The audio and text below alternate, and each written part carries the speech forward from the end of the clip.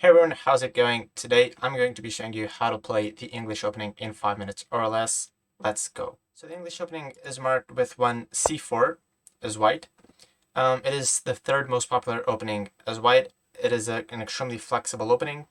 And today we're going to be looking at the 4 main systems black can go for. So note that these systems can be achieved in a variety of different move orders, so don't try to memorize these moves specifically.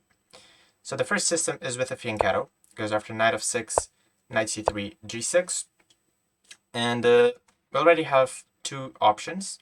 Black is inviting us to go for e4 and transpose to a queen's Indian defense. That's marked after these moves. It's an extremely popular opening, but it has quite a lot of theory. So I don't recommend it. Instead, I'm going to be recommending g3, which is a move we often go for in the English opening.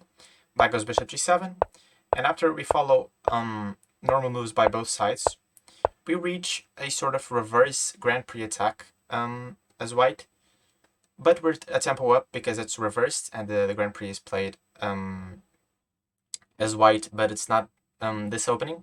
And also black hasn't managed to play f5, so I think white here has already quite a nice advantage. Instead, black can also choose to go for d5 a few moves ago. This is an entirely different structure. Here we should trade and go castles, and after knight c6 we claim the center with d4.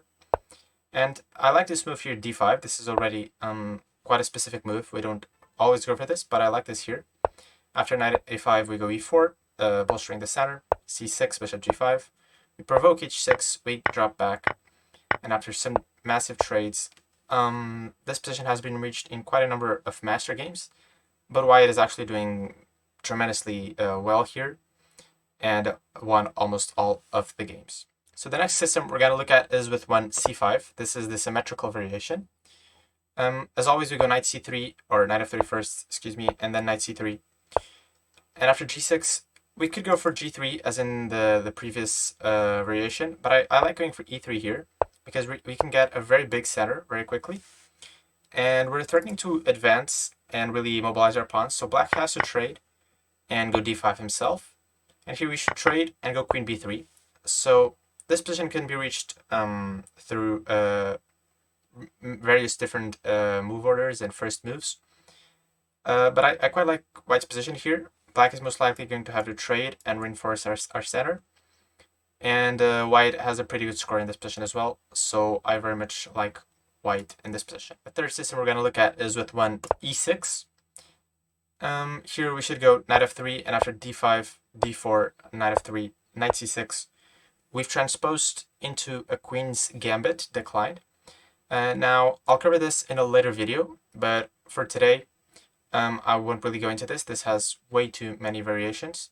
But there's a lot of material out there on the queen's gambit decline, so if you want to play this, I highly suggest you go check that out. And the last system we're going to look at is with one e5. Here we go knight c3, knight f6, knight f3. Black usually goes for the double knight development as well. Here we can go for g3, as in a prior line. Black goes d5, and we should trade, go bishop g2. And black usually removes the knight from the center because this bishop and this knight can sometimes coordinate on it, and some tactical motifs start to appear, so black should just retreat the knight. And after castles, bishop e7, a3, we go for a typical plan in these structures, which is to go for a minority attack here with the pawns. Maybe looking to dislodge this knight, maybe looking to develop the bishop to b2. So after bishop e6, rook b1, preparing b5. After f6, reinforcing the center, we go d3, and I quite like white's position here as well. We're very flexible and can go for a variety of different plans. So guys, that's all for today. I hope you enjoyed today's video, and if you did, make sure to drop a like and subscribe, and I'll see you soon with another video. Peace out.